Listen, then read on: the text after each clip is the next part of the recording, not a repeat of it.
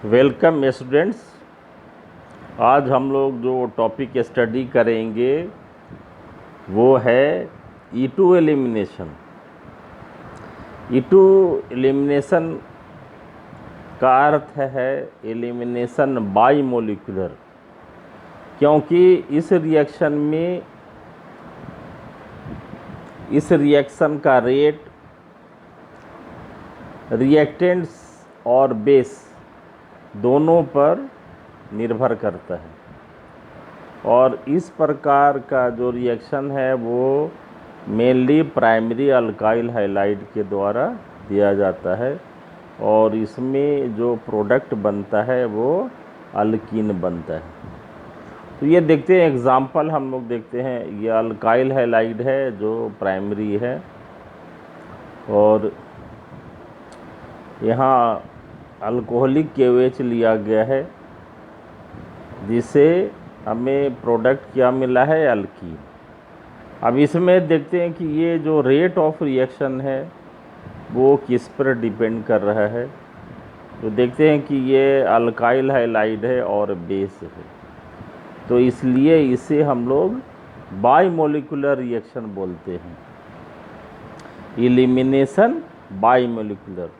एक specific example लिया गया यहाँ पर इथाइल ब्रोमाइड, जिसका रिएक्शन हम लोग अल्कोहलिक KOH के प्रेजेंस में कराते हैं, तो ये हम लोगों को इथिलीन मिलता है। अब देखिए ये जो अल्काइल हैलाइड से अल्कीन किस तरह से प्राप्त हुआ, तो इस रिएक्शन में किस तरह से बॉन्ड टूटता है और बॉन्ड बनता है, तो इस रिएक्शन का मैकेनिज्म जानना बहुत ज़रूरी है।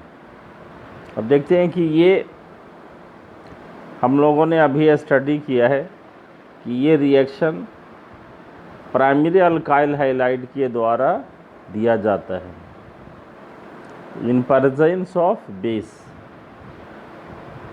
इसी तरह का रिएक्शन हम लोगों ने nucleophilic substitution reaction by molecular, हम लोग इससे पहले स्टडी किया है। ये भी प्राइमरी अल्काइल हैलाइड के द्वारा दिया जाता है, लेकिन ये जो है वो न्यूक्लियोफाइल के प्रेजेंस में होता है, और ये एलिमिनेशन रिएक्शन ये बेस के प्रेजेंस में होता है। तो ये दोनों में डिफरेंस है। न्यूक्लियोफाइल जो किसी पॉजिटिव सेंटर पर अटैक करता है, और बेस जो है वो प्रोटॉन पर अटैक करता है।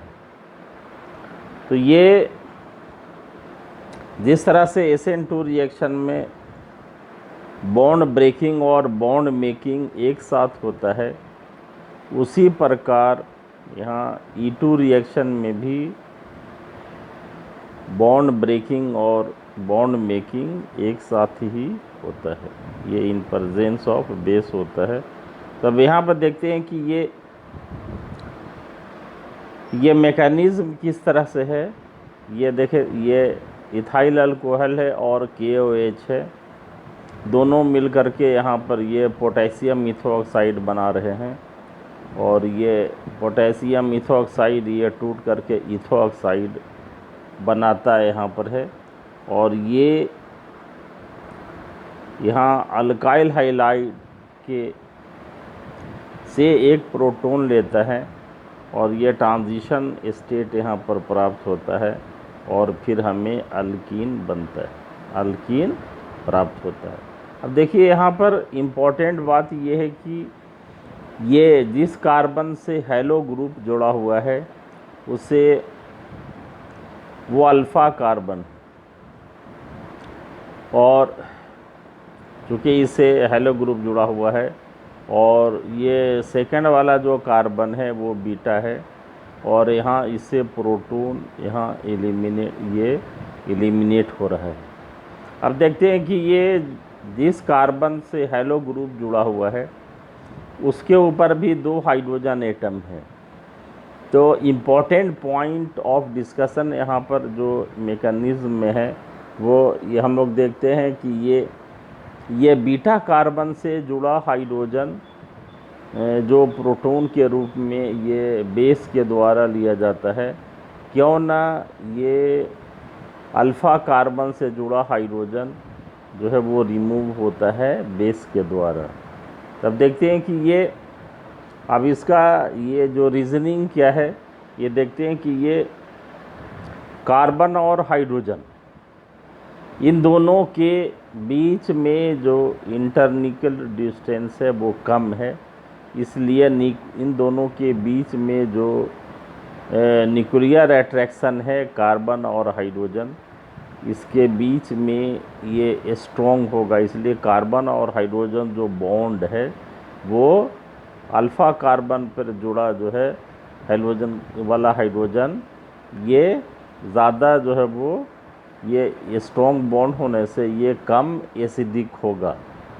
अब देखते हैं कि ये कार्बन कार्बन इसमें इंटरन्यूक्लियर डिस्टेंस ज़्यादा है, इसलिए ये बॉन्ड वीक होगा और ये इससे जुड़ा हाइड्रोजन ये आसानी से इधर ये इस इलेक्ट्रॉन डिस्प्लेस हो जाता है और रिज़ल्ट क्या होता है कि जो बीटा कार्बन पर हाइड्रोजन है वो उसमें एसिडिक प्रॉपर्टी आ जाता है इसे, और ये इसलिए ये जो इथोऑक्साइड आयन है बीटा वाले कार्बन से ये प्रोटॉन लेता है, ना कि अल्फ़ा कार्बन से, इसलिए हम लोग इसे बीटा एलिमिनेशन भी कहते हैं।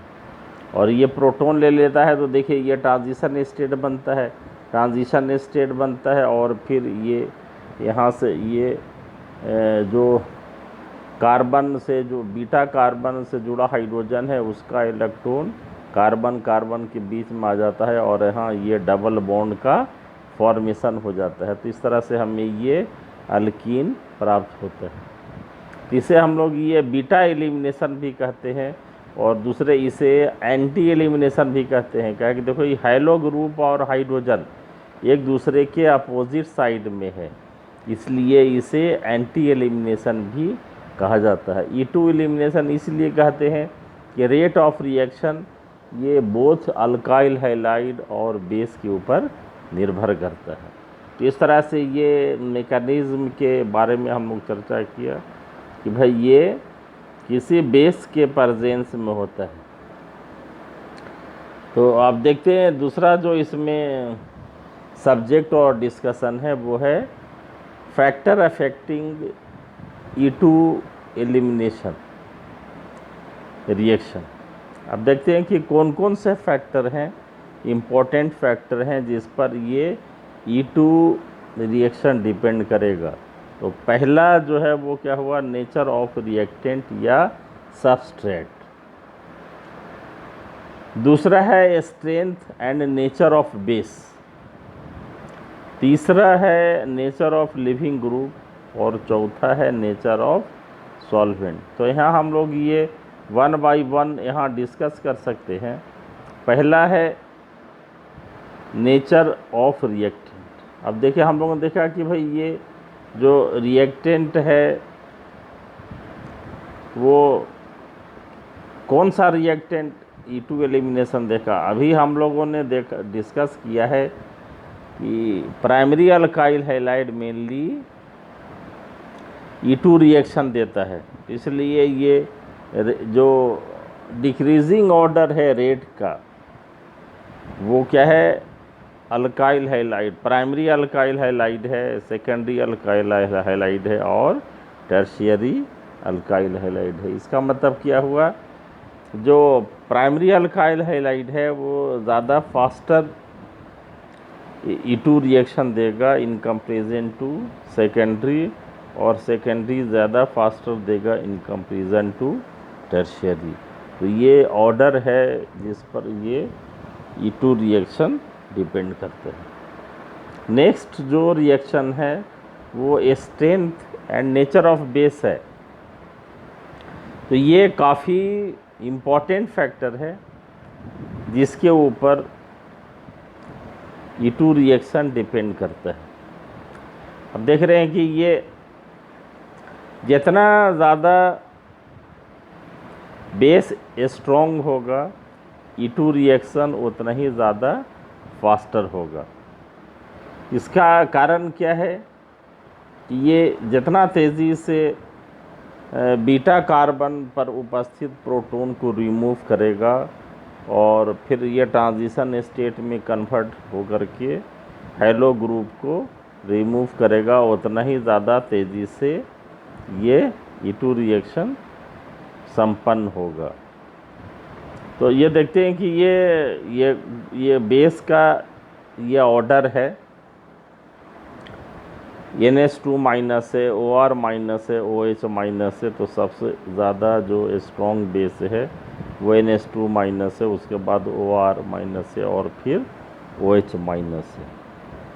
तो ये बेस का हम लोगों ने अभी डेफिनेशन देखा है कि जो जितना तेज़ी से प्रोटॉन को एक्सेप्ट कर ले वो स्ट्रॉन्ग बेस होगा, और न्यूक्लियोफाइल जो पॉजिटिव सेंटर पर जितना तेज़ी से अटैक करेगा वो स्ट्रॉन्ग न्यूक्लियोफाइल है। हालांकि ये दोनों ही, ये बेस और न्यूक्लियोफाइल नेगेटिवली चार्ज होते हैं या इन पर लोन पेयर ऑफ इलेक्ट्रॉन होता है, लेकिन बेसिक जो डिफरेंस है न्यूक्लियोफाइल और बेस में, वो न्यूक्लियोफाइल पॉजिटिव सेंटर पर अटैक करेगा और बेस जो है प्रोटॉन पर अटैक करेगा। तो हमें ध्यान रखना है, एक ही स्पीसीज न्यूक्लियोफाइल भी हो सकता है और बेस भी हो सकता है।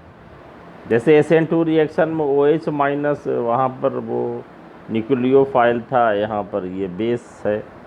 तो इस तरह से ये रिलेटिव है, बेस एंड न्यूक्लियोफाइल।